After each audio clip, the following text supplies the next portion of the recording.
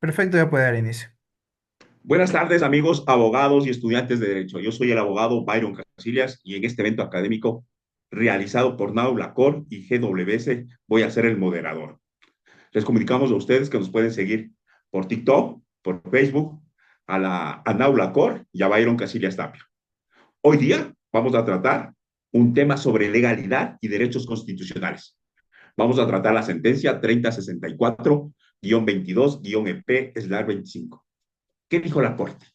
La Corte Constitucional acepta la acción extraordinaria de protección planteada por la Superintendencia de Compañías en contra de la sentencia de segunda instancia dictada por la Sala Especializada de lo Penal de la Corte Provincial de Justicia del Guayas, dentro de una acción de protección.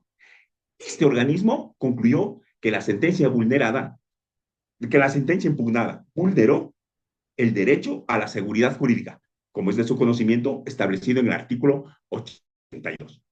Al haber aceptado esta acción de protección, se le declaró de manifiesta improcedencia, ya que la misma fue planteada para dejar insubsistente actos administrativos, cuya esfera corresponde a la vía contenciosa administrativa. Para dar inicio, va a dar la bienvenida para este evento académico la doctora de Bolivia, María Ramírez Ramírez. ¿Me puedes poner tú en pantalla el currículo de la doctora? La doctora María Ramírez es juez público civil, comercial y familia número 1 de la capital de Cochabamba. Es magíster en Derecho Procesal Penal.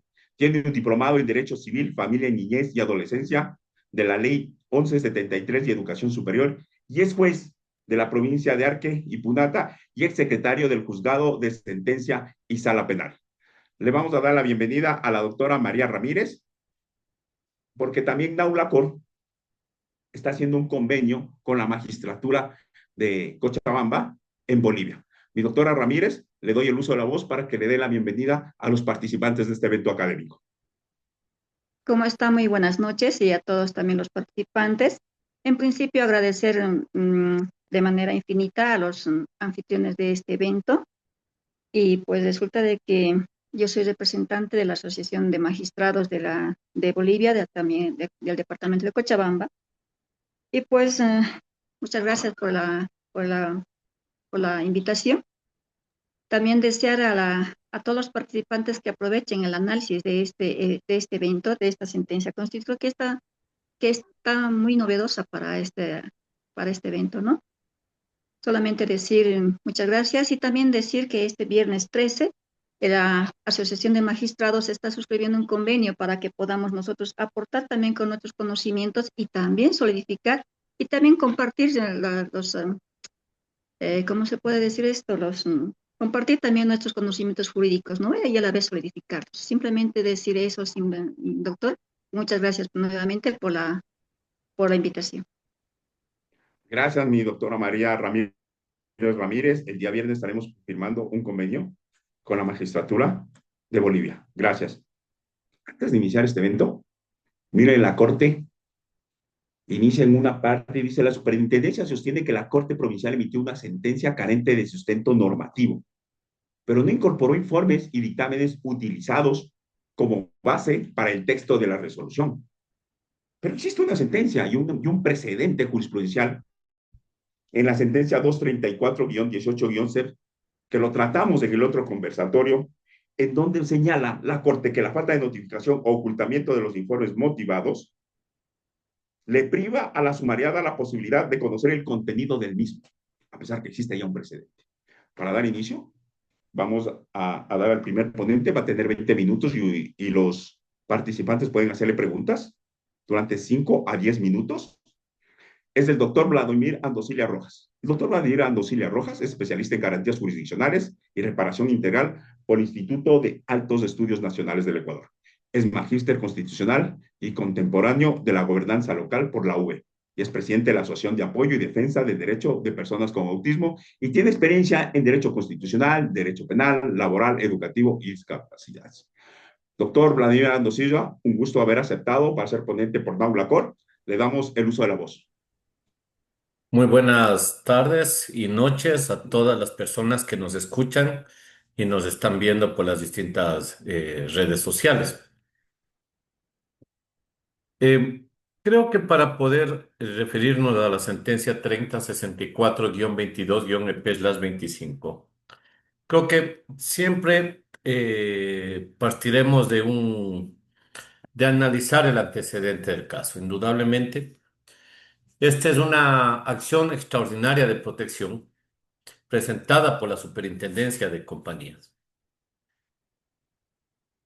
frente a una sentencia de la Corte Provincial del Guayas que parte de una acción de protección que fue negada frente a una multa que presentó la Casa de Valores Citadel por las infracciones a la Ley de Mercados de Valores. En primera instancia, la acción de protección fue negada, fue rechazada. Y en segunda instancia, lo que se establece es que la acción se deja sin efecto la sanción argumentando la falta de motivación suficiente. La, la Corte Provincial asume que la sanción impuesta por la superintendencia no tenía la motivación suficiente siguiendo la línea de la propia Corte Constitucional. No es que no existía una estructura normativa que fundamente la sanción, que fundamente la decisión. La decisión se fundamenta no solamente en la línea jurisprudencial de la Corte, sino que se fundamenta también en el 76.7 literal N, que tiene que ver con el derecho a la motivación. La Corte establece que primero acepta la acción de protección, pero la acepta no por falta de motivación, sino sobre la base de que para la Corte existió una vulneración al derecho a la seguridad jurídica. Es decir, para la Corte indicaba que las actuaciones de la Corte Provincial violentaban la previsibilidad de los actos del poder público. Ese derecho lo tenemos los ciudadanos para poder entender que lo que va a hacer el Estado frente a las consecuencias o acciones que podamos tener los ciudadanos. Y lo fundamenta sobre la base de que para los jueces la acción era de manifiesta improcedencia. ¿Cuál es el fundamento central que hace la Corte? Dice que con base al artículo 42.4, la acción de protección no procede. ¿Por qué? Porque existen vías judiciales ordinarias adecuadas y eficaces.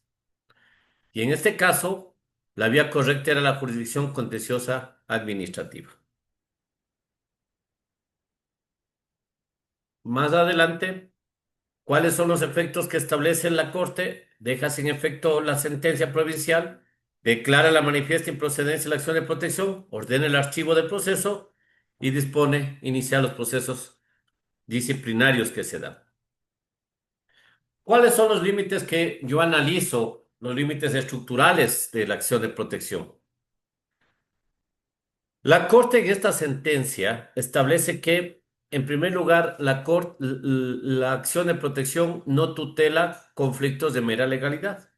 Ese es un criterio que lo viene repitiendo desde el 2016 la Corte y que indudablemente parte de la esencia de lo que es la acción de protección. Es decir, la acción de protección tiene como objetivo el amparo eficiente y eficaz de los derechos constitucionales. Ahora, hay conflictos legales que afectan esferas de derechos fundamentales, los existen. Por eso es que es muy compleja la argumentación de que la acción de protección no tutela conflictos de mera legalidad, porque existen conflictos de legalidad que sí afectan derechos constitucionales, procesos disciplinarios que pueden estar siendo afectados por el debido proceso en seguridad jurídica y en otras administraciones. La Corte, bajo este criterio, establece que la acción no sustituye al juez contencioso administrativo.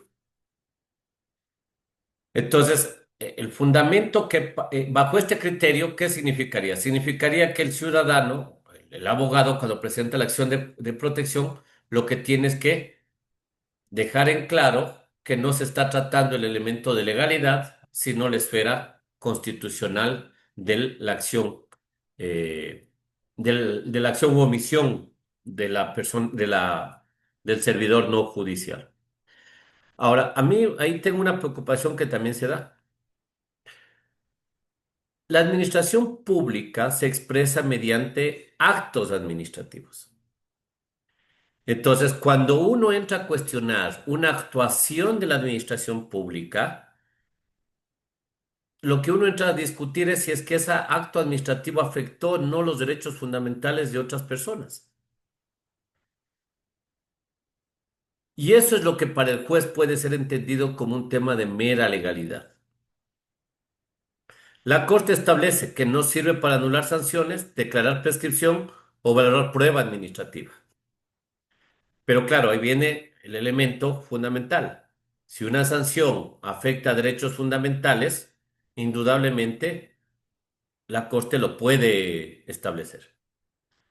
Ya, el principio clave indudablemente es el carácter subsidiario y excepcional que puede tener.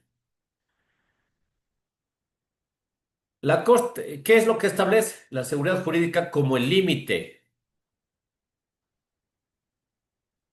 Y entonces ahí se habla de que se vulnera la seguridad jurídica cuando el juez desconoce su competencia, omite el análisis de procedencia y usa la acción de protección para resolver asuntos de otras jurisdicciones.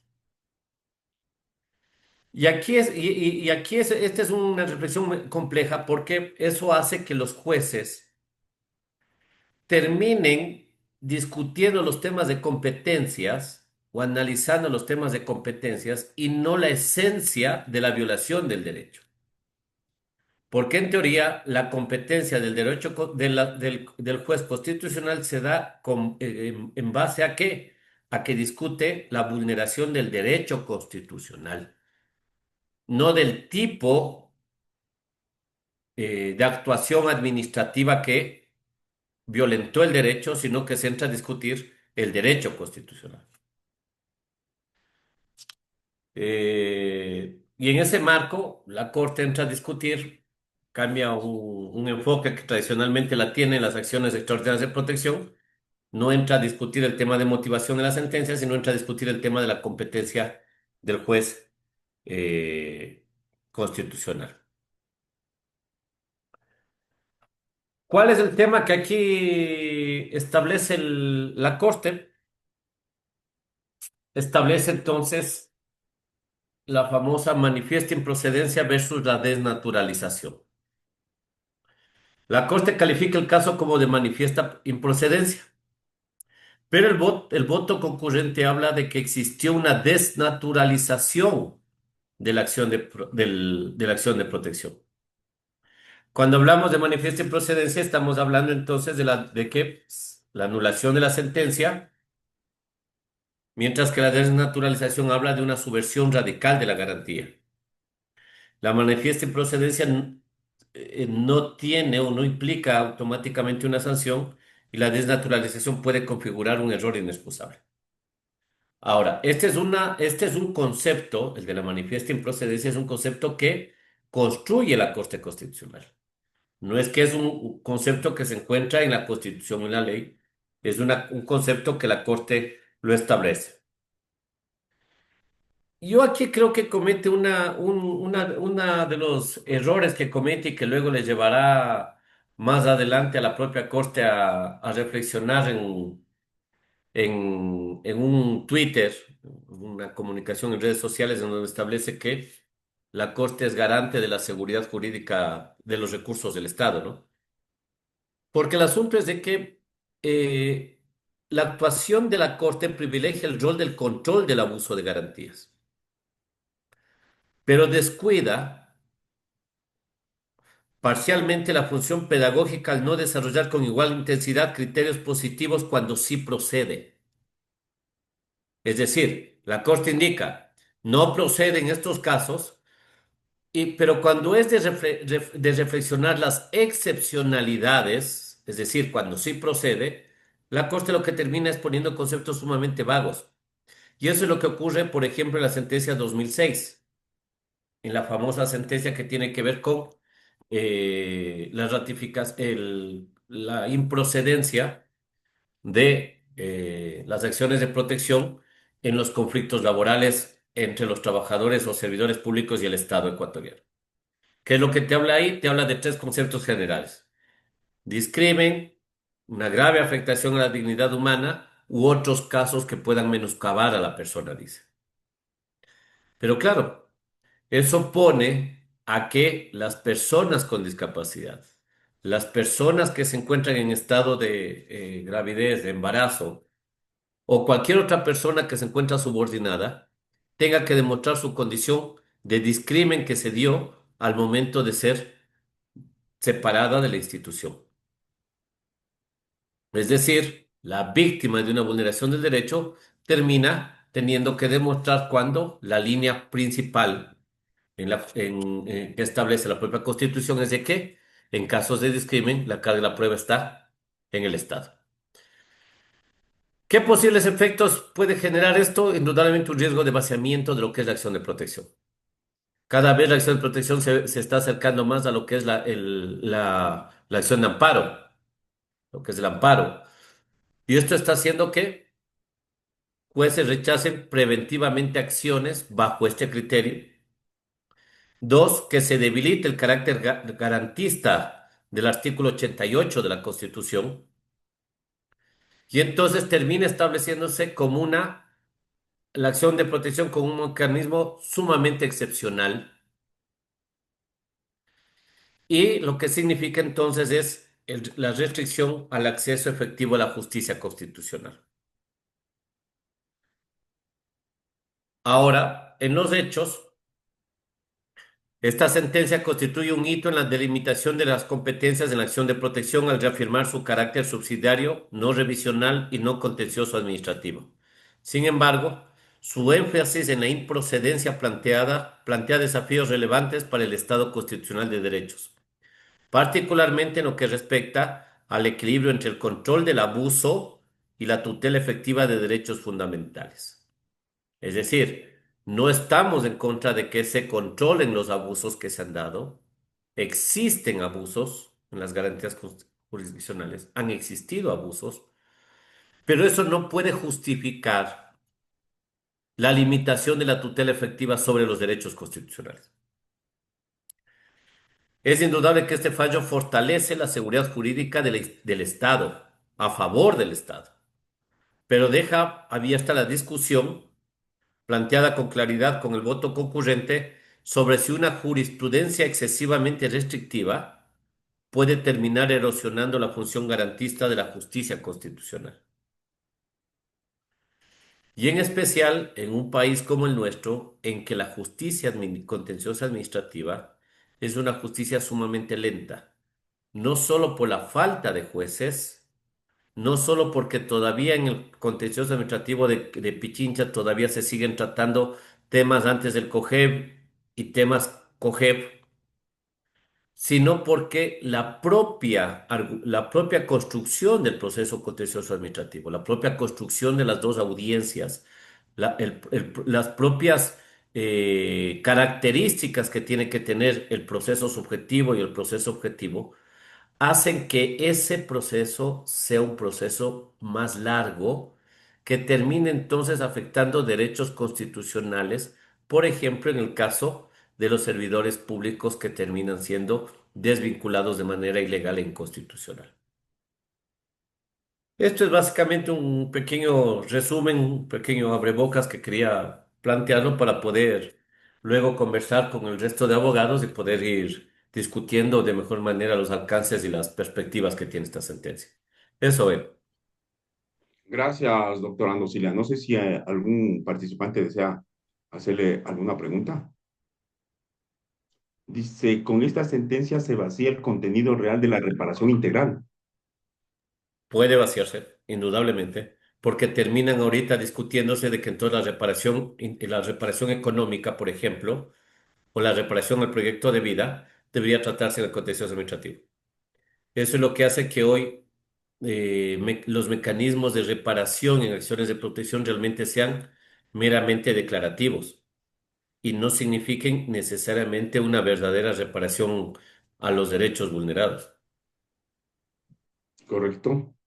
No tenemos más preguntas en el chat, pero también me gustaría ver ese criterio, doctor, en referente, los jueces de la Corte en esta sentencia y señalan que no les corrieron traslado sobre los informes a la entidad, y eso hay un precedente constitucional, que los actos administrativos deben ser trasladados y notificados bajo los informes motivados, y eso le priva el derecho a la defensa, y ese es un precedente jurisprudencial. Y eso lo he dicho, y eso no trata la sentencia. A pesar que hay un precedente jurisprudencial. ¿Qué Es criterio le que, merece usted, doctor? es que esta es una de las sentencias contradictorias que tienen con varias otras líneas jurisprudenciales, con otros criterios, no líneas, sino con otros criterios que se han desarrollado. Porque, por ejemplo, eh, por ejemplo, en los casos de, cuando hablamos del debido proceso, la vulneración de las garantías propias e impropias, ¿ya? Cuando se habla de las garantías propias e impropias, se habla claramente de que tiene que demostrarse el rango constitucional de la vulneración de la garantía propia. Ahora, la notificación te deja vulnerar el derecho a la defensa y eso significa que se está vulnerando el rango de una garantía propia del derecho al debido proceso. Entonces, claro, esta sentencia entra a contradecir con varias otras, pero es parte de una línea que viene trabajando la Corte desde varios meses atrás, que es el de el de limitar el acceso. O sea, más allá de las contradicciones que tiene con varios criterios en varios temas, yo creo que el elemento principal es que es parte de una línea que tiene la Corte, de una tendencia que está teniendo la Corte de limitar el acceso a las garantías constitucionales, principalmente la acción de protección, bajo el criterio del abuso de las mismas. Y eso es un tema que tiene que ser debatido porque puede estar terminando declarando, dejando en la indefensión temas de rango constitucional, que son de rango constitucional, pero que aparentemente tienen que ver con temas meramente administrativos, o sea, un proceso sancionatorio. Pongo, por decir una cosa, ¿qué pasa con un contrato colectivo que el Ministerio del Trabajo no despacha desde hace 4 años, por ejemplo? O un pliego de peticiones que no ha despachado el Ministerio del Trabajo durante 3, 4, 5 años. Eso ya no es un tema de mera legalidad. Termina rompiendo la mera legalidad y termina afectando ya el nivel constitucional de esas personas. Gracias, doctor Andosilia. Dice el señor Luis Castro, dice, en este momento que se creen las instancias constitucionales a nivel provincial, como la misma Corte Constitucional dispuso, ¿podría revisarse el acceso a la acción de protección en temas administrativos? Yo creo que más allá de que hayan juzgadores expertos o no en materia constitucional, cuando la corrupción habla, siempre habrá excesos y abusos del derecho. El problema fundamental radica en que los principales casos de abuso del derecho no son por ignorancia. Entonces el tema no radica en que hayan o no eh, tribunales o jueces constitucionales. Si es que si es que no existen jueces probos, van a haber abusos del derecho, indudablemente. Gracias, doctor Andosilia. Vamos a seguir con el siguiente ponente, es el doctor David Carrión Mora. No sé si me pueden poner ahí el currículo del doctor. El doctor David Carrión Mora es máster en Derecho Internacional Económico por la Universidad Andina Simón Bolívar. Es máster en Derecho Constitucional, Derechos Humanos y Ambiental por la Universidad Hemisferios. Abogado litigante en materia constitucional y civil. Investigador, ponente, escritor de opinión con publicaciones en medios nacionales e internacionales y es catedrático de posgrado. Doctor David Carrión, le cedo el uso de la voz. Muy buenas tardes con todos, mi querido Byron. Qué gusto saludarle y compartir este espacio doctor Vladimir Andosilla y, y un querido amigo, el doctor Alberto Montenegro. Coincidir en estos espacios siempre será gratificante. Gracias la invitación y gracias quien se da cita porque eso muestra el interés que pueden tener por el estudio del derecho constitucional, por lo que hace la Corte y emitir un criterio o escuchar un criterio que siempre va a ser compartido. A mí me gusta más sobre la idea de los conversatorios, que la gente pueda opinar al respecto, no monopolizar el uso de la palabra y creo que este es un buen espacio para aquello. Normalmente, ya entrando en materia, normalmente me gustaría a mí tener un punto de vista diferente a quien hemos compartido el uso de la palabra, pero es lamentable que todos estamos a favor de que esta sentencia es bastante obvia y que la corte ha recibido felicitaciones, pero también pues la corte es sujeto a, qué sé yo, porque digamos que mantiene una línea jurisprudencial y un rato, el rato, no sé si fue por el cambio de juez ponente, estamos hablando que conoció el doctor Herrería después del doctor Terán. No sé si el doctor Terán, como se está estrenando en la corte, pudo haber, con su equipo, saltado jurisprudencia que tiene la misma corte.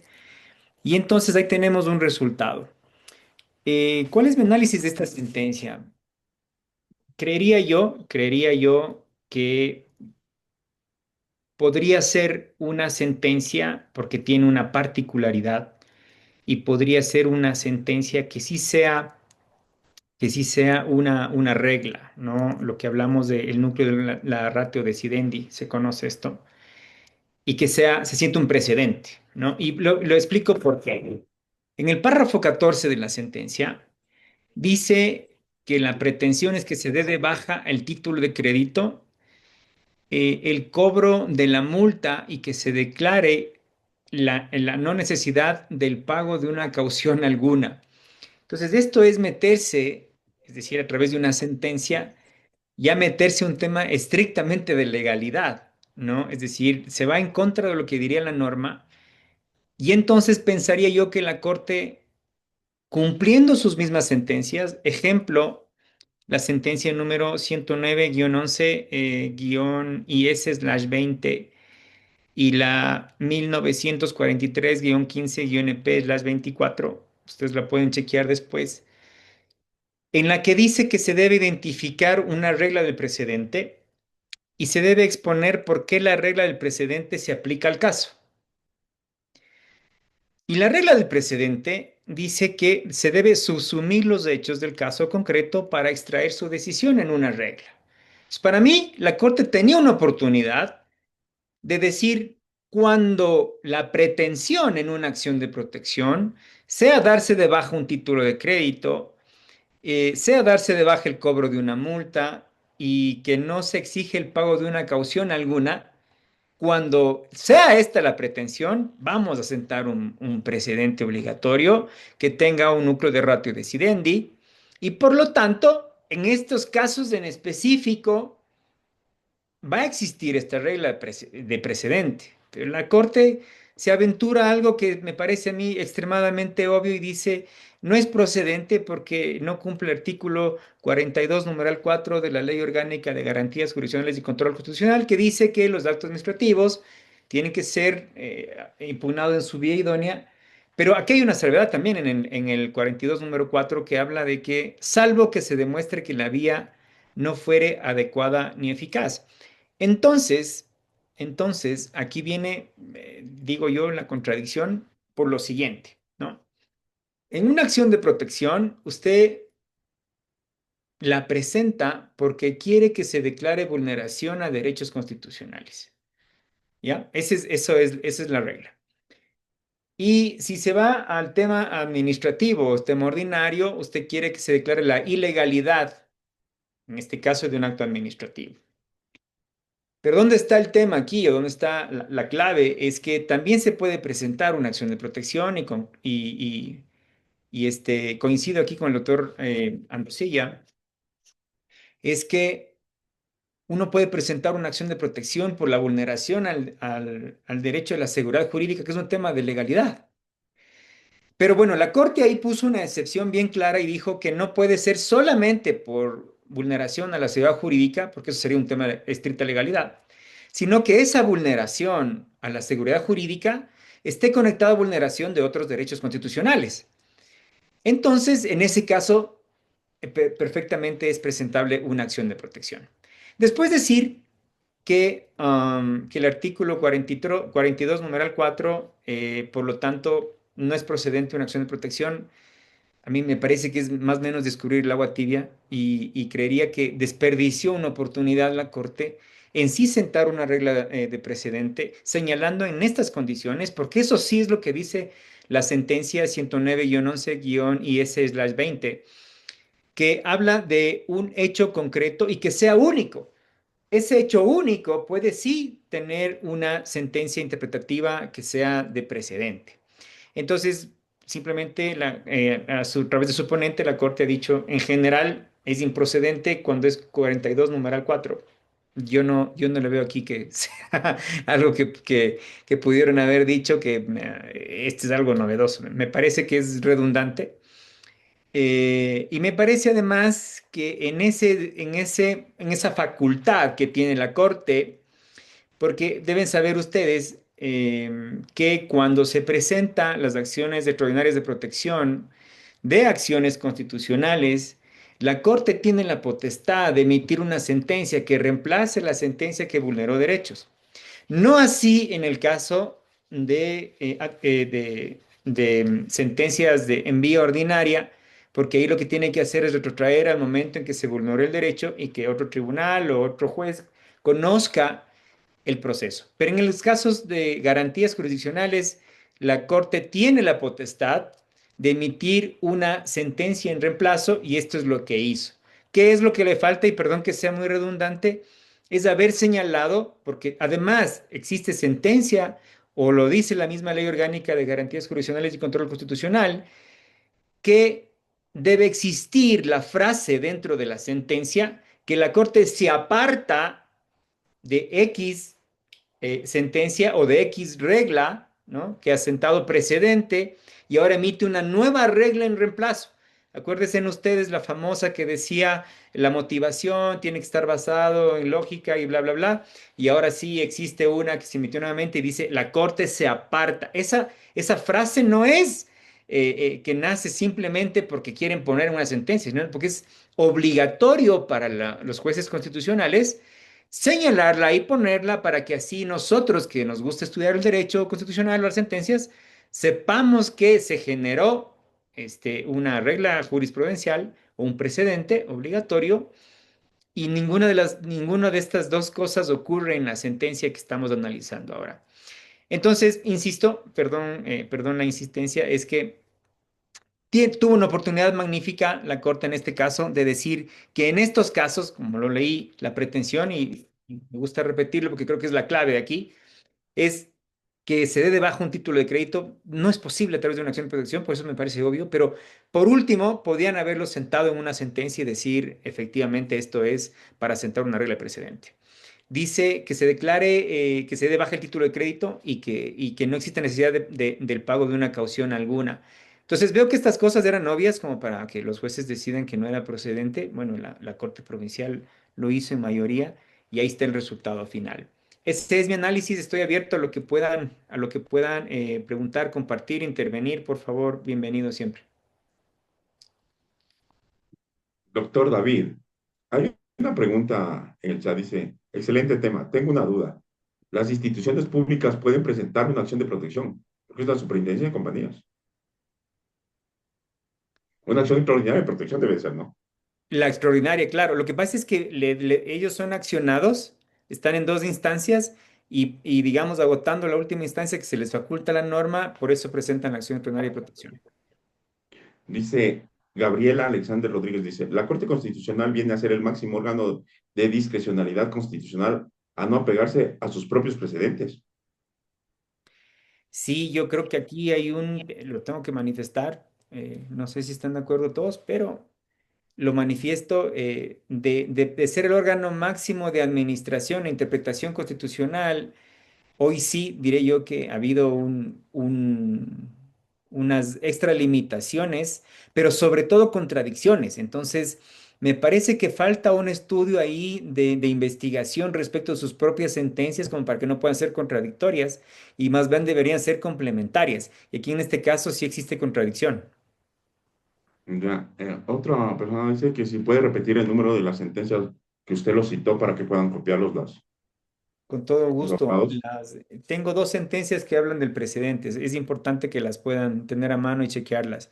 La una es la sentencia número 109-11 IS/20. El juez ponente ahí es Dalí Lozada. Y les repito, sentencia número 109-11 IS/20. Y la sentencia 1943-15-EP/21. Ya, doctor. Me parece que no hay más preguntas en el chat. Y le agradecemos, doctor David Carrión, y como usted dice, la Corte perdió una oportunidad para sentar un precedente. Sí, A veces completamente. cambiarse de Esa es mi línea, ¿no? opinión. Es mi opinión.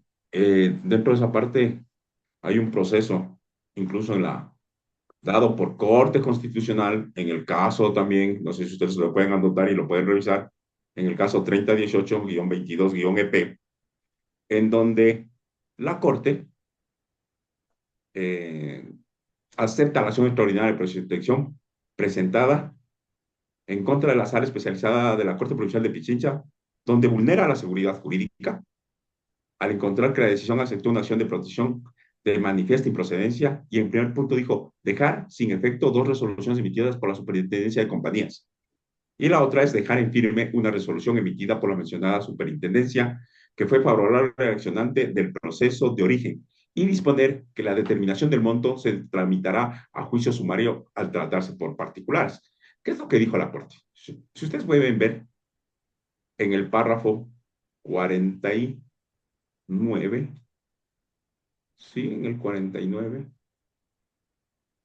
sí, dice, sí, en el 49. En adición, dice, escúchenlo, dice, esta Corte encuentra que los asuntos relacionados a la impugnación de resoluciones emitidas por la Superintendencia de Compañías, Valores y Seguros que niegan reclamos respecto a pagos de bolsas de seguro son también otro escenario de manifiesta improcedencia. Punto. Pero en esta parte es lo importante.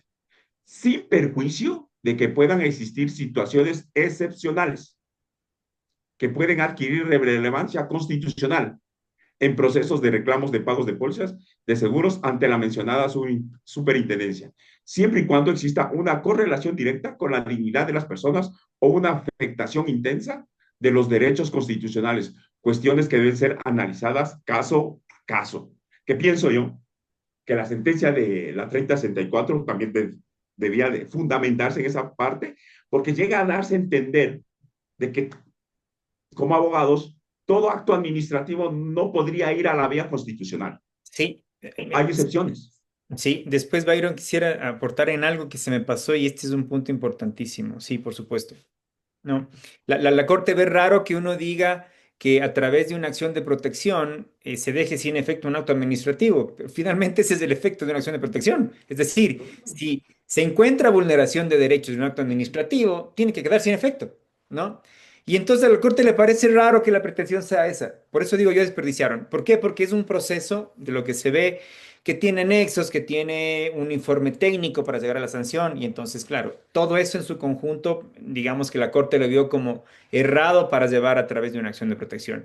Pero debemos saber nosotros que nos gusta el derecho constitucional, que un acto administrativo, por supuesto que es susceptible a ser demandado en una acción de protección y declarar la vulneración del derecho y por N razones que puede estar vulnerando derechos de un acto administrativo y entonces eso sí me pareció un exabrupto de la Corte también. Claro, sí, porque es como que, y estoy de acuerdo con usted, que la Corte como que sorprende y dice, ¿cómo le puede mandarle abajo al acto administrativo? Si es la consecuencia de la acción de protección. Esa es la Exactamente. consecuencia, esa es la consecuencia, o Exactamente. sea, de la acción de protección. Pero ahora, ahora la entidad, que es la superintendencia, me supongo que cuando le dio la acción de protección, a ese acto le declararon ya no, que no tiene vida jurídica, porque esta acción de protección ha venido a la superintendencia de compañías a que conozca esta resolución, han de haber hecho, me supongo, se han de haber conformado un cuerpo colegiado o la persona que emitió la superintendencia de bancos, haber emitido otro acto administrativo, haber emitido otro acto administrativo, porque eso es lo que está disponiendo la acción de protección. Sí, pero ahora que no tiene ese acto ya vida, con esta, con esta sentencia, el primer acto llega a tener la vida jurídica, así es, en la parte del derecho administrativo. Estamos hablando de este caso en particular. Y en este caso en particular, Ver, lo que ocurre, no, lo que dice la Corte es que emite una sentencia en reemplazo y dice que nunca debió aceptarse y nunca debió haber sido revocada la sentencia en primera instancia, que se ratifique en todo y que se ordene el archivo. Eso es lo que dice finalmente. allá. Gracias, mi doctor David Carión. Encantado. Le agradecemos y vamos a pasar con el próximo ponente, al doctor Alberto Montenegro. No sé si me pueden poner el currículo del doctor.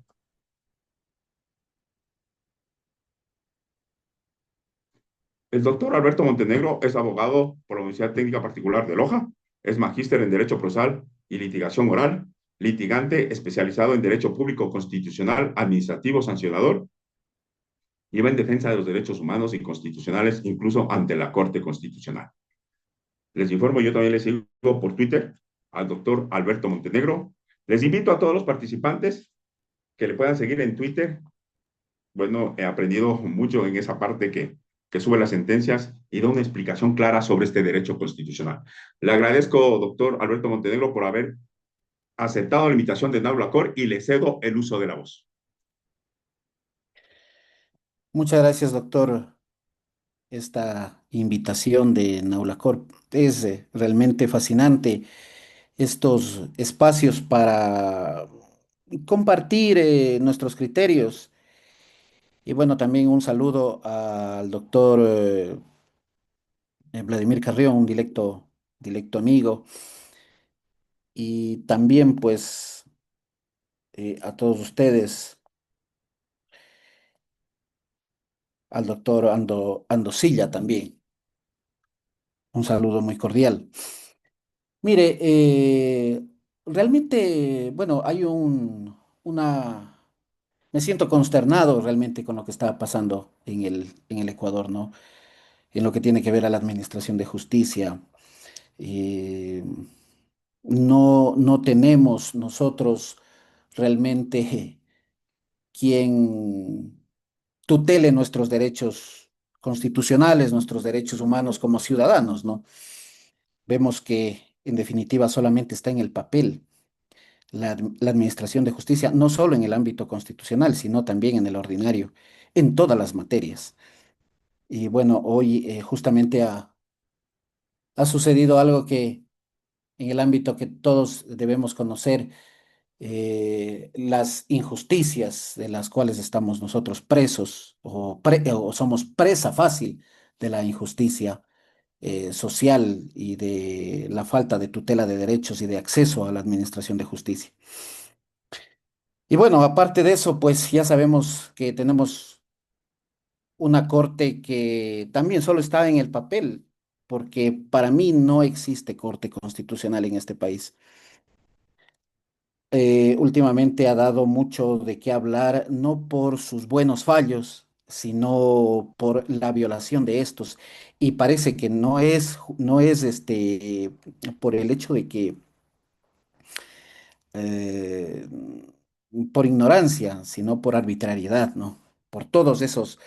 Es una mezcla, es un mix de todo esto en lo que tiene que ver a la Corte Constitucional. Miren, respecto de la sentencia que estamos analizando en este momento, le doy la razón al doctor Carrión que sería bueno que podamos tener una contradicción en estos eventos, ¿no?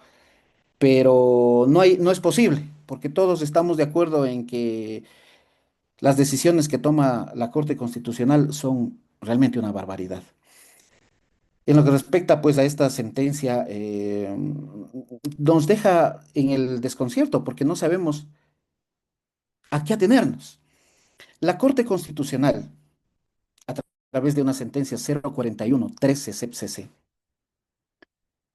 determinó que la carga de la demostración de la no idoneidad de la vía ordinaria o del contencioso administrativo, para ser más claros, le corresponde no al ciudadano, sino al juez.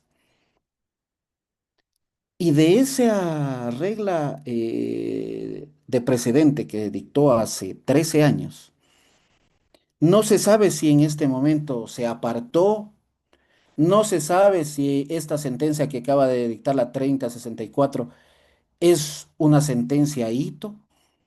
No hay y si lo hizo, como decía el doctor Carrión, no hay la frase o no hay una expresión clara e inequívoca de que se está apartando de esa decisión anteriormente tomada en la sentencia 04113 CPCC y por lo tanto se aleja de esa decisión y dicta otra regla en su lugar. De tal forma que cuando uno va a litigar en el ámbito constitucional, los jueces de primer nivel, ¿a qué se atienen? ¿A la sentencia dictada en el año 2013 o a la sentencia 3064? Al parecer, los jueces de la Corte Constitucional, no sé si es que nunca han litigado, pero esto normalmente pasa cuando uno va al estrado, ¿no? Y los abogados del Estado normalmente dicen pues que no ha demostrado, no ha agotado la vía, es como hablar eh, del antiguo amparo constitucional, ¿no es cierto? Que uno tenía que agotar las vías para recién ahí ir a la vía constitucional. Algo que en función de un Estado de derechos y justicia social, ya se apartó la Corte Constitucional y ya además lo hizo en mérito de que estamos dentro de un Estado de derechos y justicia social y que cambió el paradigma en el que no se le deja en detrimento, en detrimento al ciudadano. Sin embargo, de aquello, la Corte ahora ha puesto tantas trabas, tantos obstáculos, y como como decíamos anteriormente, con criterios tan vagos, tan abstractos, que traen eh, tanta arbitrariedad por los jueces de instancia y de segunda instancia, porque finalmente usted pone una acción de protección y el Estado en medio de la audiencia le dice no. Es que ya la Corte, haciendo o acudiendo a las falacias de autoridad, ya la Corte dijo por ahí que cuando se trata de actos administrativos no se puede interponer una acción de protección. Entonces, ¿en contra de qué pongo la acción de protección? ¿Cómo se pronuncian, cómo se manifiesta el Estado? A través de actos administrativos. Entonces, si un pronunciamiento del Estado violenta derechos, lo hace a través de una acción de protección.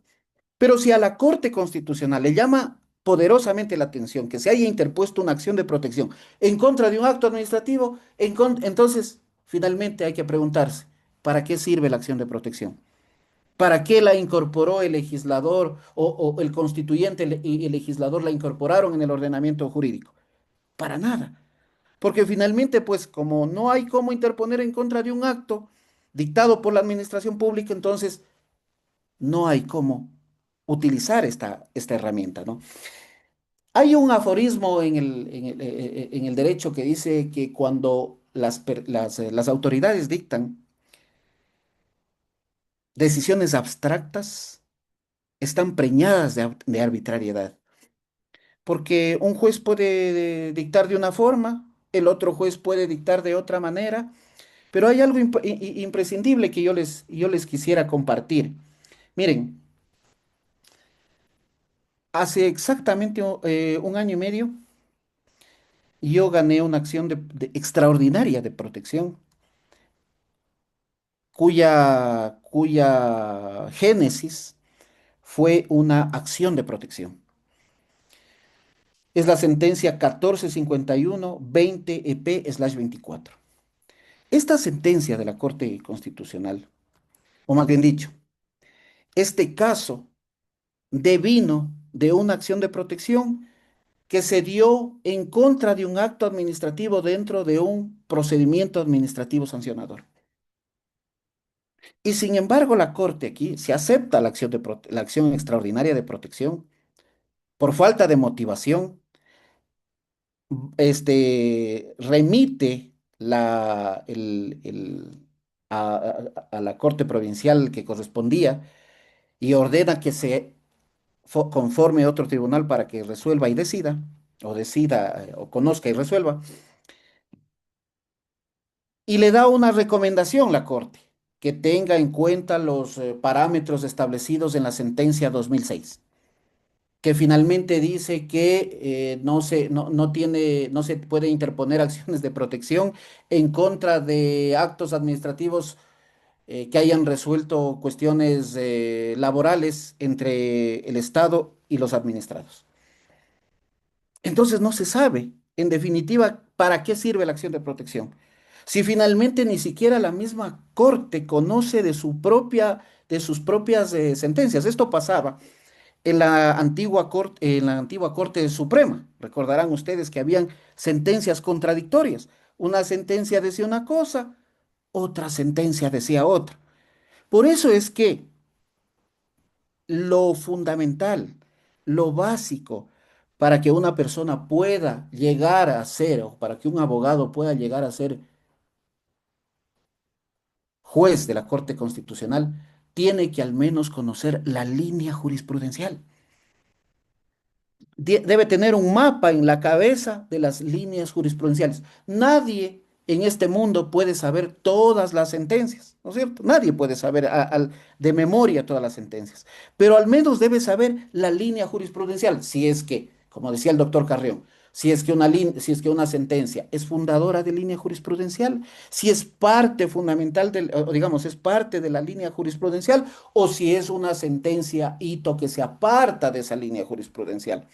Entonces, los jueces deben conocer claramente cuál es la línea jurisprudencial para que mañana no digan una cosa.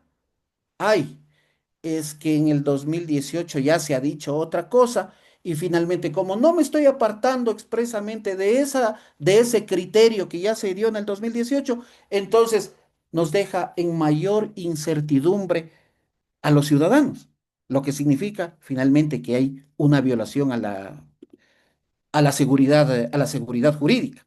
En definitiva, la Corte decide, pero no es explícita. Hay criterios vagos, hay criterios abstractos. Y además, es importante tener en cuenta que con todo esto existe una mutación silenciosa del precedente, porque pues como no es expresa o no es explícita la Corte Constitucional, porque sus jueces no conocen de la línea jurisprudencial, entonces dictan cualquier barbaridad y pues el ciudadano, insisto, es importante esto, insisto, que el ciudadano queda en la incertidumbre y sobre todo los jueces, porque finalmente los jueces no saben cómo decidir. De tal manera que, en definitiva, yo pensaría que lo que nos queda es concluir que la acción de protección finalmente no sirve para nada. Porque si usted interpone una acción de protección y finalmente lo hace porque a su criterio se ha violado derechos constitucionales, el juez obligatoriamente le va a decir, mire, lo que pasa es de que como es un acto administrativo y como finalmente, aun cuando a usted le hayan violentado derechos constitucionales, pero se trata de un acto administrativo que se ha dictado dentro de o en el marco de un procedimiento sancionatorio, entonces no vale para nada su acción de protección. Y finalmente, lo que le queda a usted es probar que la vía contencioso-administrativa no es la eficaz. ¿Y cómo se prueba para el accionante? ¿Cómo se demuestra? ¿Cómo llega finalmente a conocer, a saber, a tener en claro que la vía contencioso-administrativa no fue la eficaz? Interponiéndola, pues no. Entonces, tengo que yo decir, mire, señor juez constitucional, ya puse la acción subjetiva de pleno derecho. Sin embargo, me negaron porque me dijeron que estoy pidiendo que se declare la violación al derecho a la igualdad y no discriminación. O finalmente el acto administrativo fue violatorio porque violentaron mi derecho a la dignidad humana.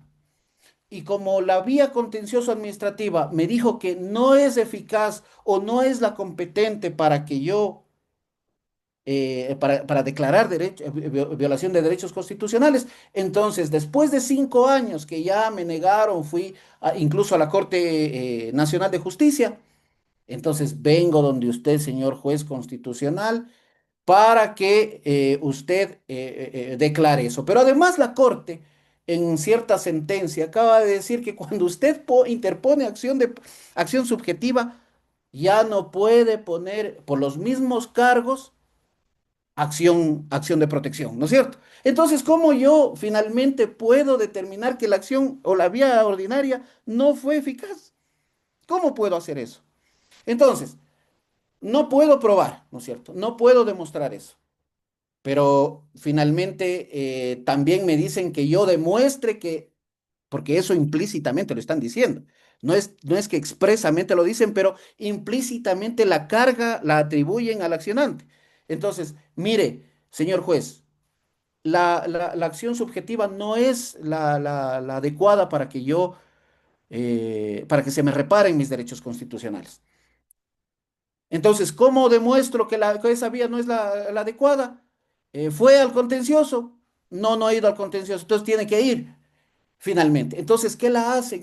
¿Cómo en qué la convierten o la reconstruyen o la vuelven a convertir, si se quiere el término, a la acción de protección en residual?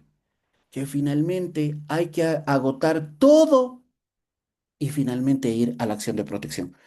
Pero, insisto, como ya no puedo yo hacerlo por los mismos cargos, entonces finalmente tengo yo que quedarme en la nada porque no puedo reparar mis derechos constitucionales. Esas son las contradicciones de la Corte Constitucional. Pero lo que pasa, ¿por qué se dan estas contradicciones tan profundas y severas? Porque finalmente los jueces que están dentro de la Corte Constitucional seguramente nunca han litigado, porque es en el litigio constitucional o en el litigio de forma general donde uno aprende todo lo que sucede y pasa dentro de la administración de justicia y ve la realidad, cómo pasan, cómo suceden las violaciones en la cotidianidad cuando uno es finalmente el más débil, ¿no es cierto?, de las dos partes. Entonces, como no conocen esto, como no hay una experiencia vasta,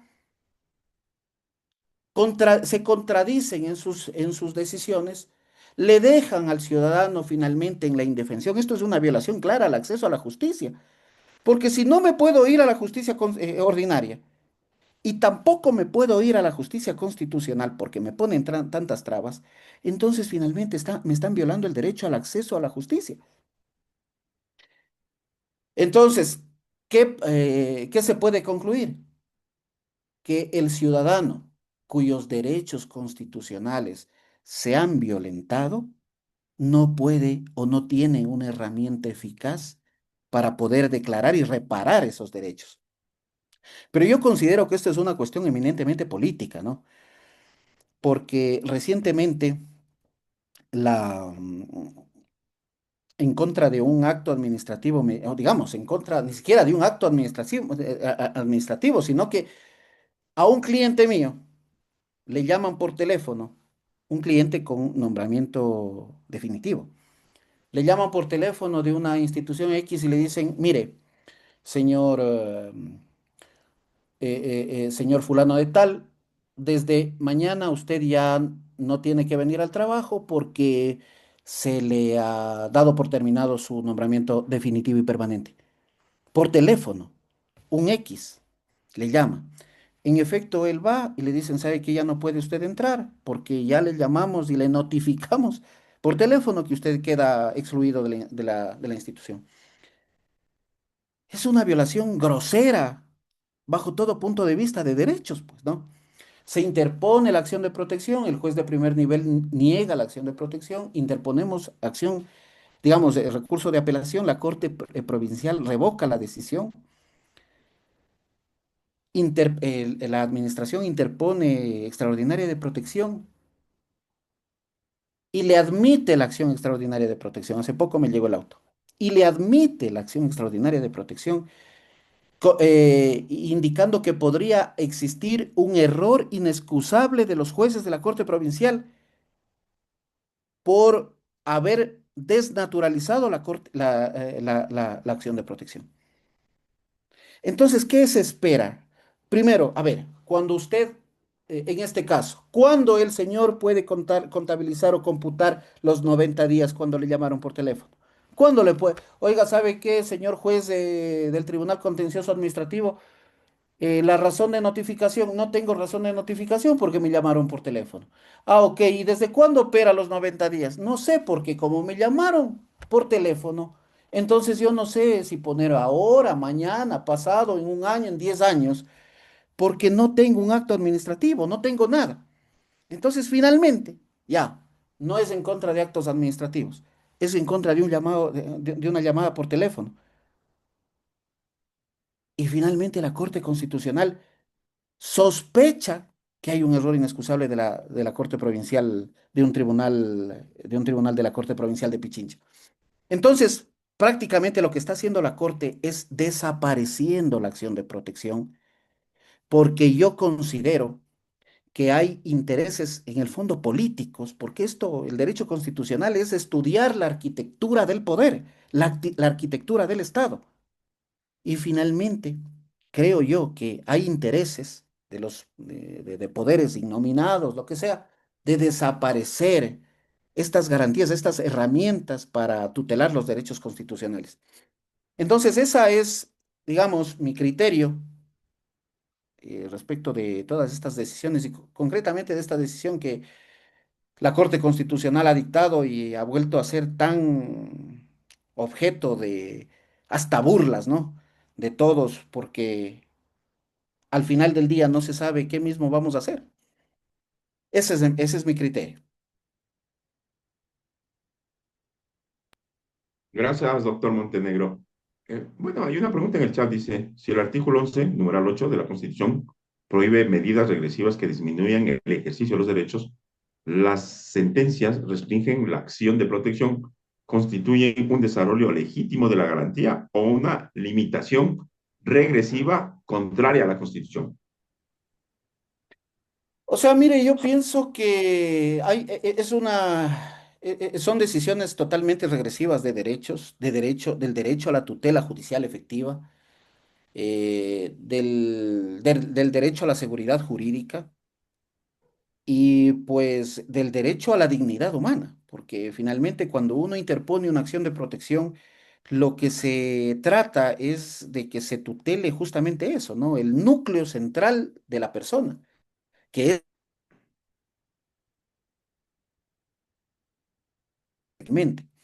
Entonces, entonces considero yo que la Corte está decidiendo de forma regresiva a los derechos constitucionales y por supuesto esto no va a quedar así, sino que va a seguir haciéndolo, ¿no? Doctor Montenegro, usted decía en lo contencioso administrativo, 6, 7 años, 8 años. Hay una estadística de 2020 hasta marzo de 2025 han ingresado 24.000 causas y hasta marzo de 2025 aún no han resuelto 16.000 causas en lo contencioso, es decir, el 66% está sin resolver y el 34% sería Mire, resuelto, yo, ¿no? yo, Es yo le tremendo. cuento, yo le cuento yo le cuento, les podría contar aquí todas estas, porque prácticamente esto es una burla, ¿no? Mire, usted gana un juicio en el contencioso administrativo, pero falta todavía la ejecución. Tengo unos clientes que fueron objeto de una ilegalidad en el año 2012. Ganaron el juicio en el año 2019 y hasta ahora no se ejecuta. ¿Y sabe qué hace el contencioso administrativo? Prácticamente se burla de cuando usted interpone eh, escritos. ¿Y qué finalmente tuve que hacer? interponer una denuncia en contra de los jueces por violación a la tutela judicial efectiva, en una denuncia en el ámbito penal, porque también se ríen, pues, del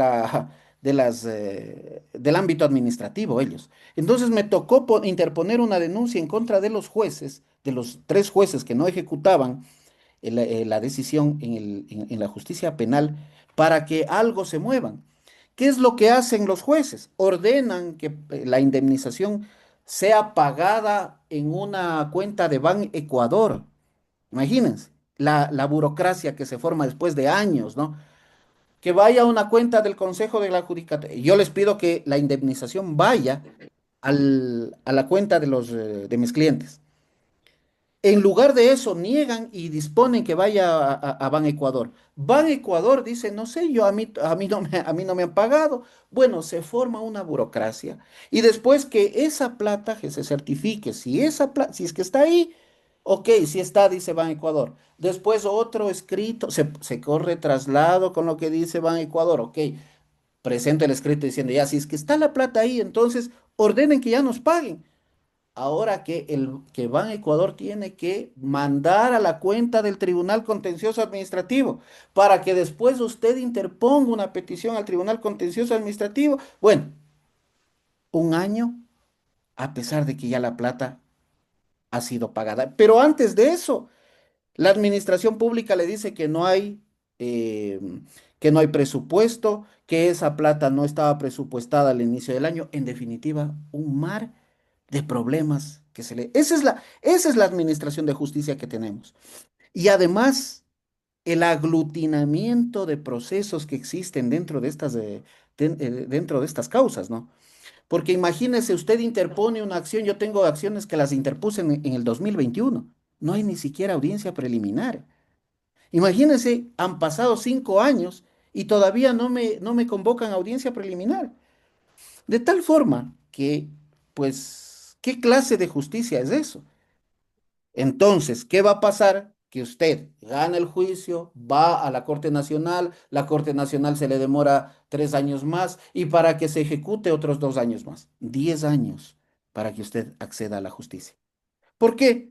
Porque a pesar de que me violaron derechos constitucionales, la Corte Constitucional ha limitado tanto las herramientas que el constituyente incorporó en el ordenamiento jurídico para que sean eficaces para la tutela de derechos constitucionales cuando se han violentado los mismos tan groseramente por la administración pública.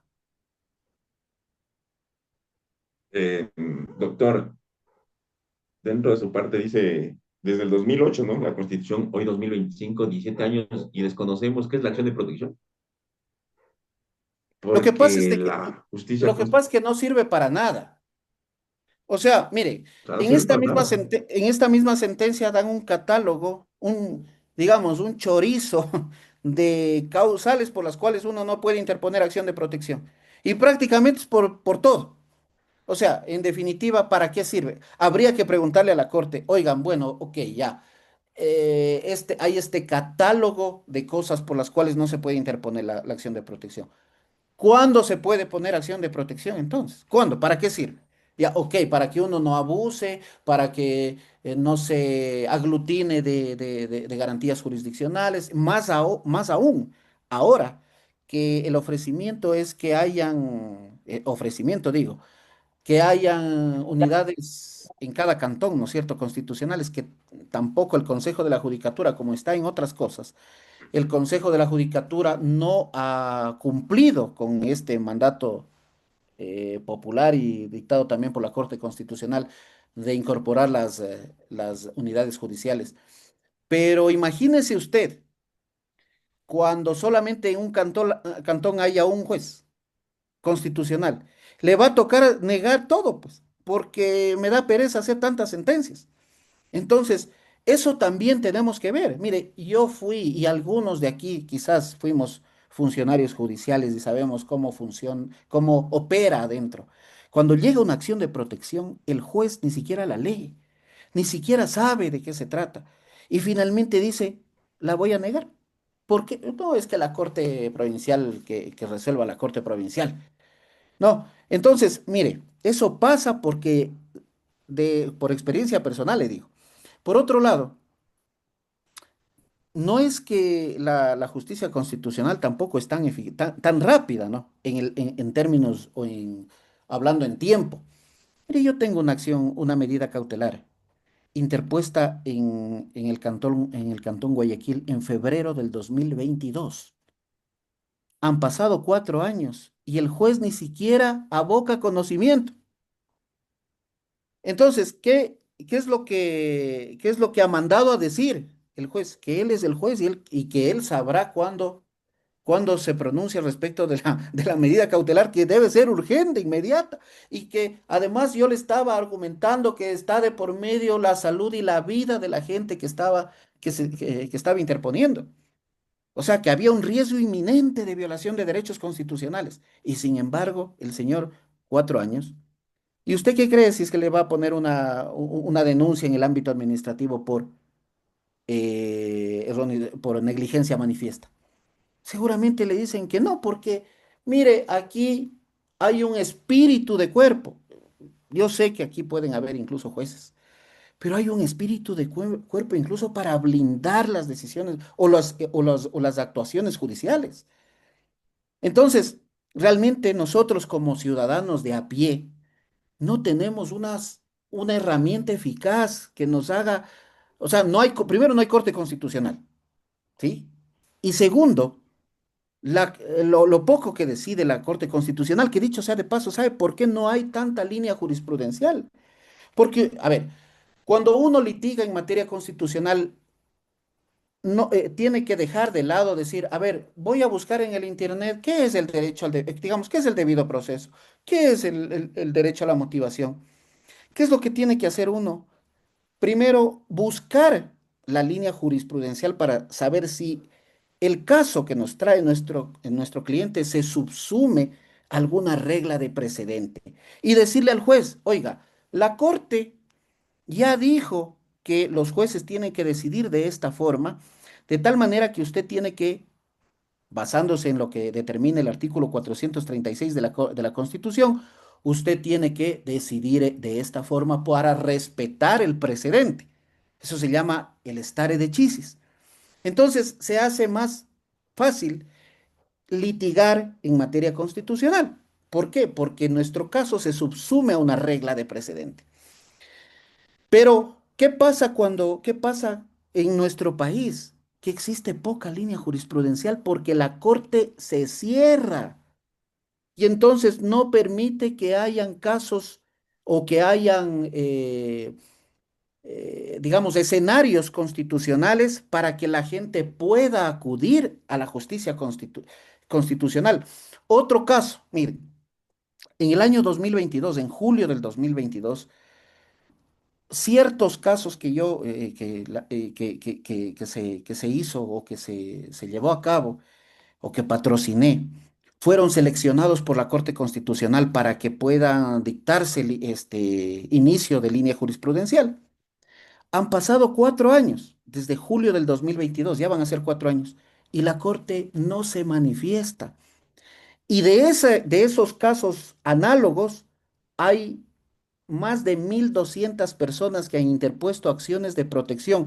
En unos casos les han negado, en otros casos les han aceptado, que es los acuerdos ministeriales mediante los cuales a los policías se les excluyó de la policía en el año 2013 en el gobierno o en la administración del ministro Serrano. Entonces, la Corte no ejecuta su función de interpretar la Constitución y tampoco de dictar regla de precedente.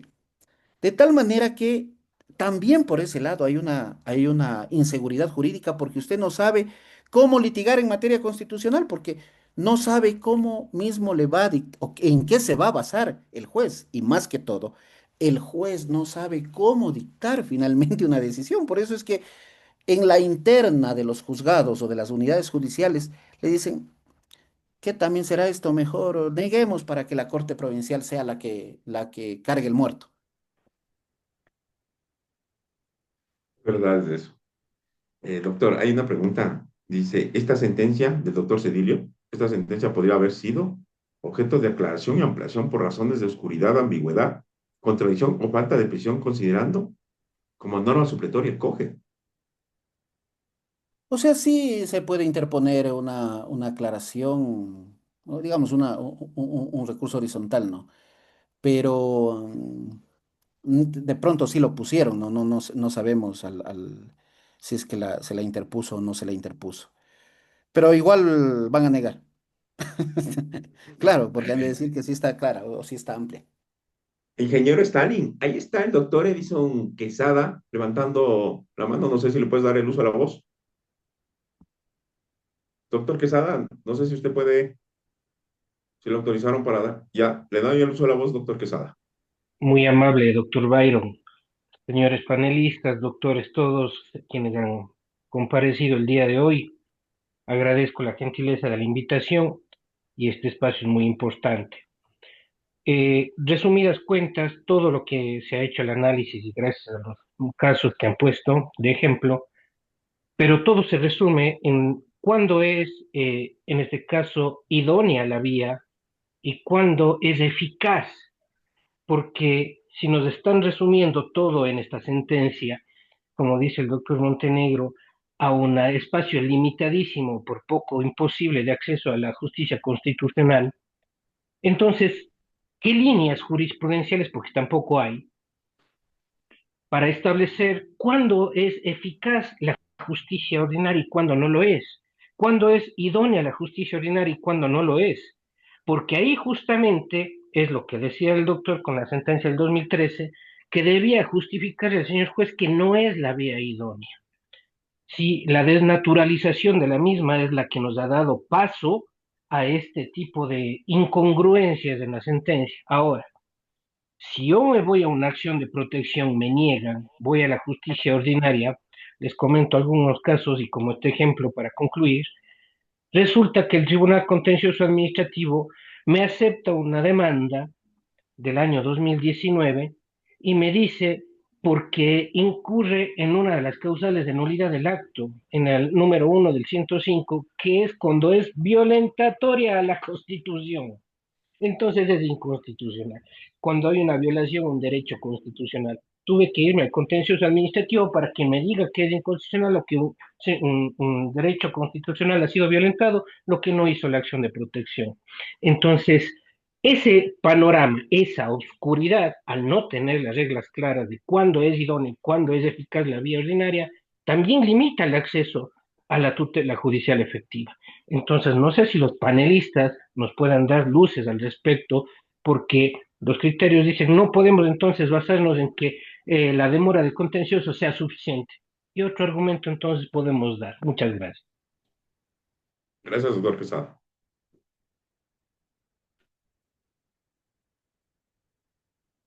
Está con el micrófono apagado, doctor Montenegro. Bueno, en términos generales,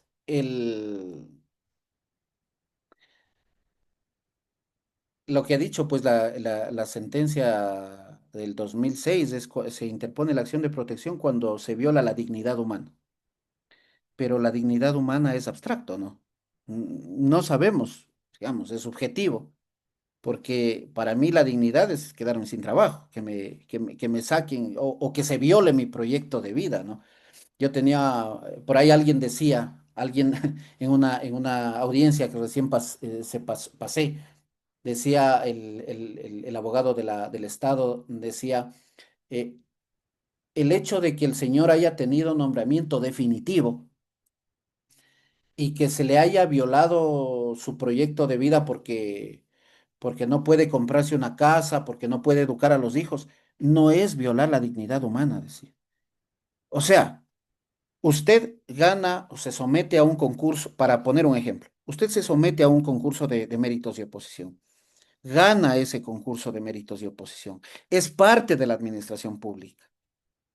Se supone que además usted es titular, cuando ya ingresa a la administración pública, del derecho a la estabilidad como funcionario público, ¿ya? Porque tiene nombramiento definitivo. Entonces, ¿qué hace usted? Como tiene ya tranquilidad, entre comillas, esa estabilidad de que no se va a quedar sin trabajo a menos de que pase algo catastrófico o que usted o que pase algo que solamente sea de su responsabilidad. Entonces, ¿qué hace? Educa a sus hijos. Digamos, una persona también puede tener al menos la visión de comprarse un bien, una casa, una vivienda, de comprarse de pronto o endeudarse en algo. ¿Por qué? Porque sé, tengo la seguridad, la certeza de que tengo trabajo, porque gané un concurso. Entonces comienzo a adquirir responsabilidades, comienzo a educar a mis hijos, comienzo a tener una estabilidad, ¿no? Y en función de eso, un proyecto de vida. De aquí a 15 años voy a acabar de pagar una casa, de aquí a 15 años mis hijos van a terminar sus estudios, etcétera, etcétera. Y de pronto llega, le dice, ¿sabe qué, señor? Gracias. ¿Por qué? Porque sí, falta de motivación. Entonces, ¿es o no es una violación a la dignidad humana quedarme sin empleo y después irme a, en un país donde no hay trabajo, en un país que cunde el desempleo? Usted llega y me toca hacer Uber? Perdón, o sea, no es una cuestión, no estoy hablando peyorativamente, ¿no? Pero me toca hacer lo que hay, ¿no? Porque no puedo dejar de dar de comer a mis hijos, no puedo dejar de cumplir con mis responsabilidades. Y sucede que el Estado le dice, oiga, ¿sabe qué? Eso no es violar a la dignidad humana. Y eso es acogido por los jueces, porque dicen, bueno, no puede usted interponer una acción de protección porque no hay violación a la dignidad humana. Entonces, cuando existe, insisto, cuando existen criterios abstractos, siempre va a haber violaciones y arbitrariedades. Entonces, no sabemos cuándo interponer una acción de protección. Lo que yo he concluido es que no se puede poner nunca. O sea que no sirve.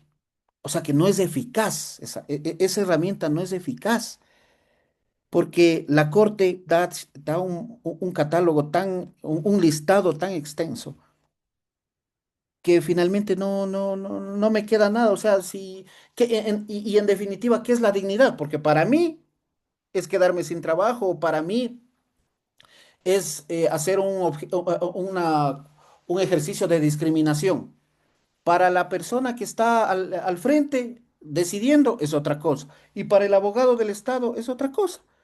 De tal manera que no nos queda claro, ¿no? Me encantaría dar una respuesta al doctor Quesada de para qué sirve, en definitiva, pero realmente con todas estas decisiones contradictorias de la Corte, no hay una respuesta objetiva.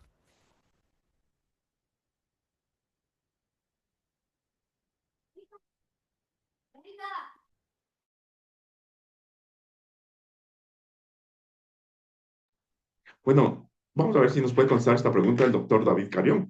Hay del doctor Carlos Alberto Hidalgo Chicaiza y dice, la divergencia en los mecanismos de cumplimiento según la tipología de las sentencias evidencia un vacío estructural en el sistema jurídico.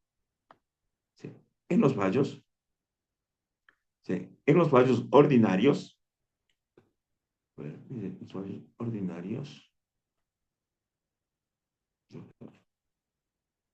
dice, en los fallos ordinarios,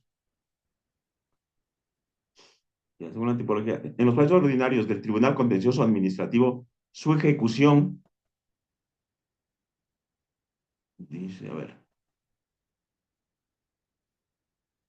dice, bajo el usted que sugiere el contencioso, es de ser reemplazado por justicia constitucional. Dice, bajo el análisis, no, este es mayor efectividad. Déjenme.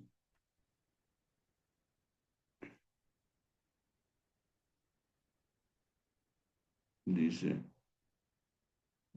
la divergencia en los mecanismos de cumplimiento según la tipología de las sentencias evidencia un vacío estructural en el sistema jurídico.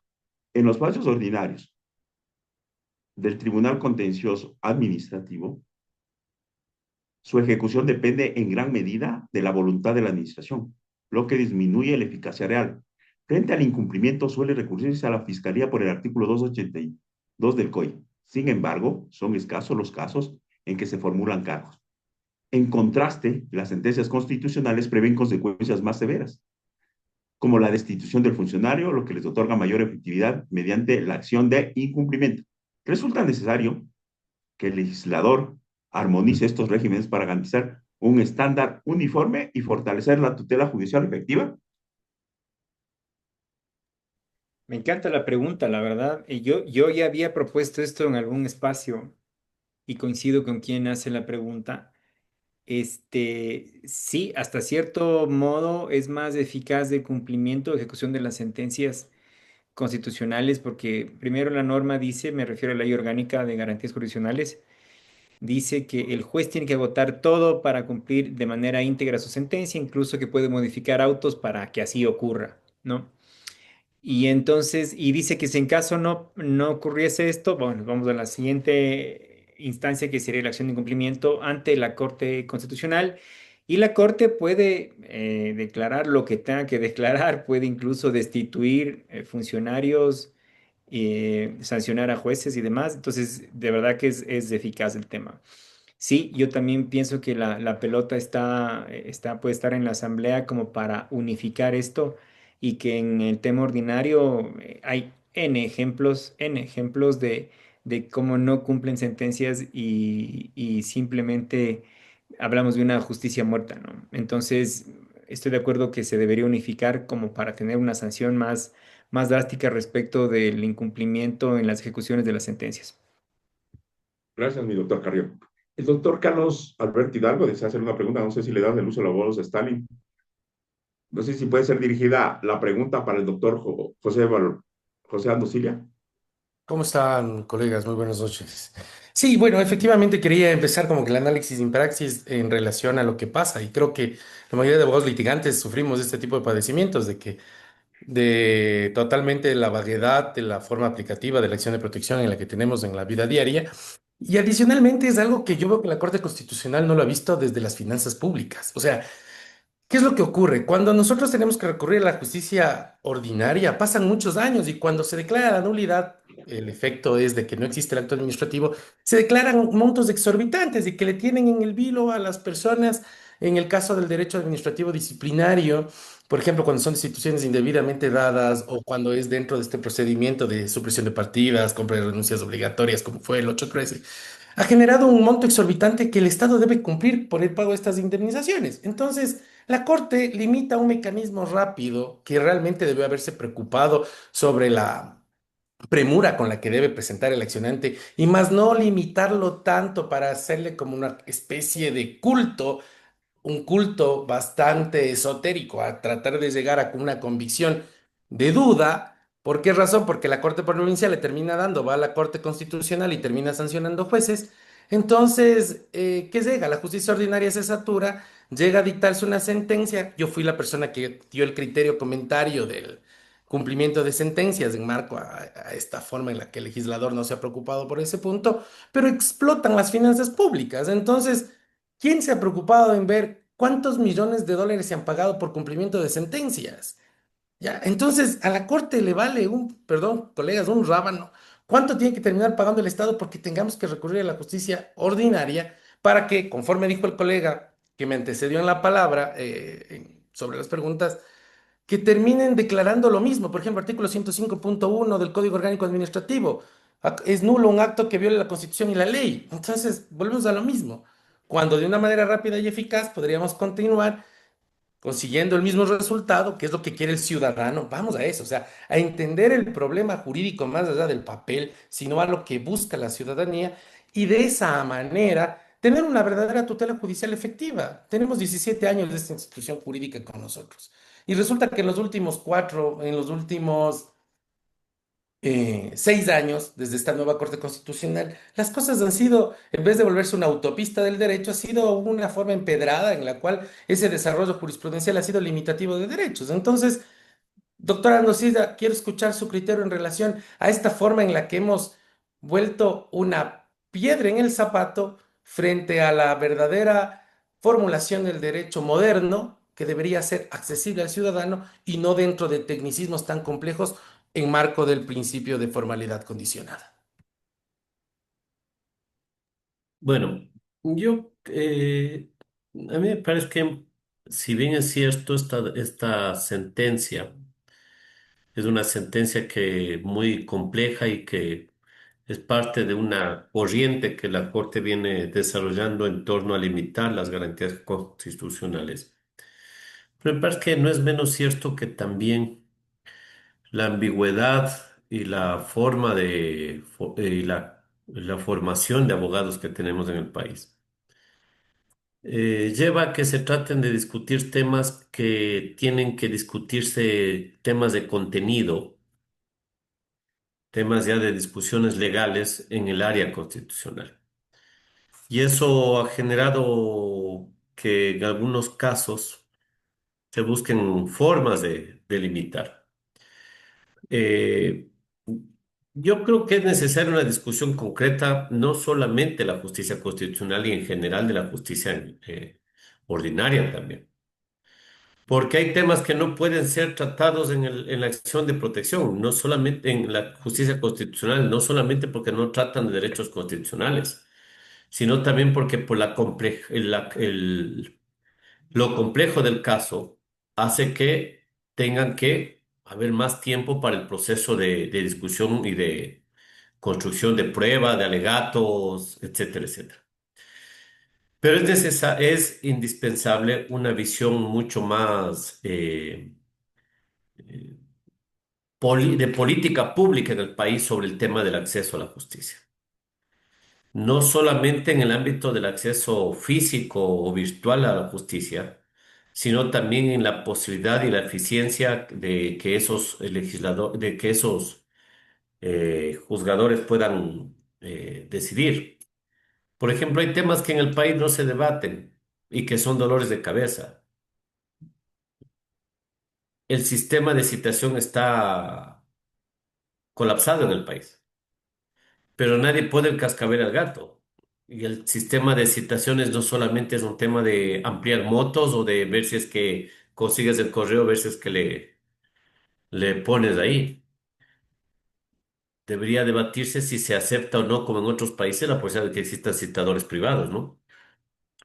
La posibilidad de que hayan equipos privados que puedan trabajar en los procesos de citación.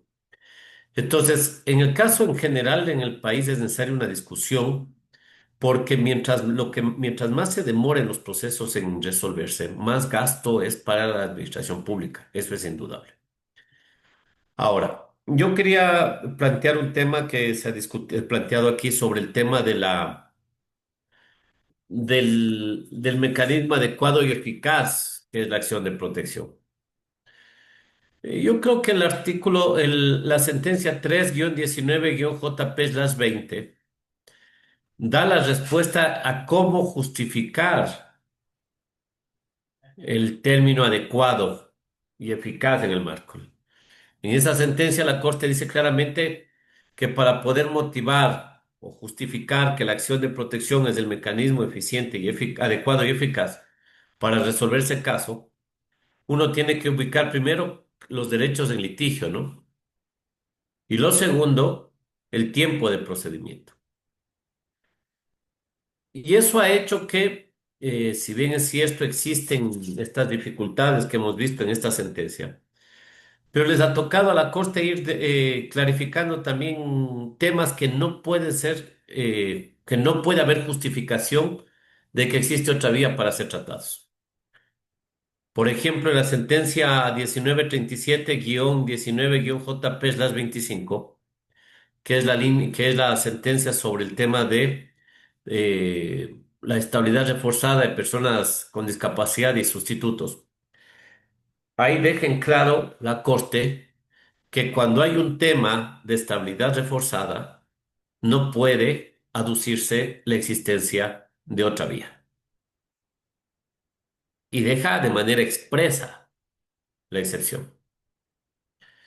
Yo lo que uno de los límites que le veo a la Corte es que la Corte va generando una serie de líneas, de criterios jurisprudenciales sobre los abusos del derecho, pero no clarifica las excepciones. A excepción de esta 1937-19-JP/25, el resto de excepciones son un poco ambiguas. Y esa ambigüedad que si bien es cierto, uno podría decir que por ser tan amplio los conceptos que habla la Corte podría ingresar varias causas, pero en el tema de formación de nuestros jueces lo que terminan haciendo es limitando, es haciendo que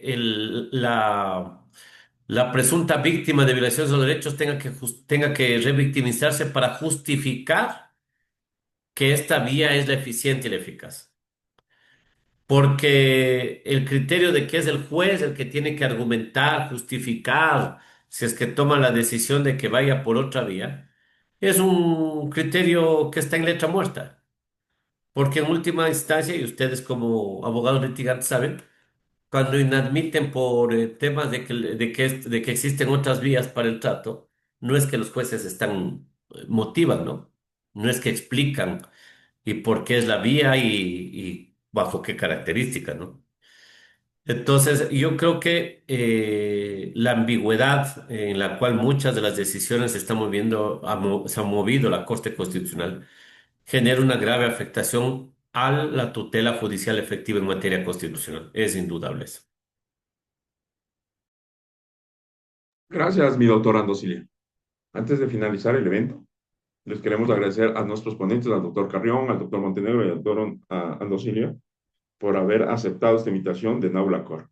También el día de mañana va a estar el doctor Montenegro en el presente jurisprudencial en sentido estricto en materia constitucional. Me parece que es a las 7 hasta las 8:30. Voy a finalizar y les vamos a invitar al próximo miércoles que vamos a tener otra cita con el derecho en la parte constitucional y el derecho administrativo. Pero también no quería dejar sentado en esta parte, en la sentencia la 3064, cuando la Corte Provincial de Justicia mencionó que la Intendencia de Valores no tenía base jurídica ni fáctica que respalde en cuanto a la motivación del caso en concreto. Incluso lo dijo que la teoría dentro del derecho administrativo permite que la motivación sea por remisión, pero lo correcto hubiese sido que utilice una base fáctica, una base jurídica, lo dijo la Corte Provincial, para motivar el acto, ¿no? Para que este acto sea motivado en el caso concreto y no incorporó ni informes, a pesar de que hay precedentes jurisprudenciales, ni dictámenes que sirvieron de revisión.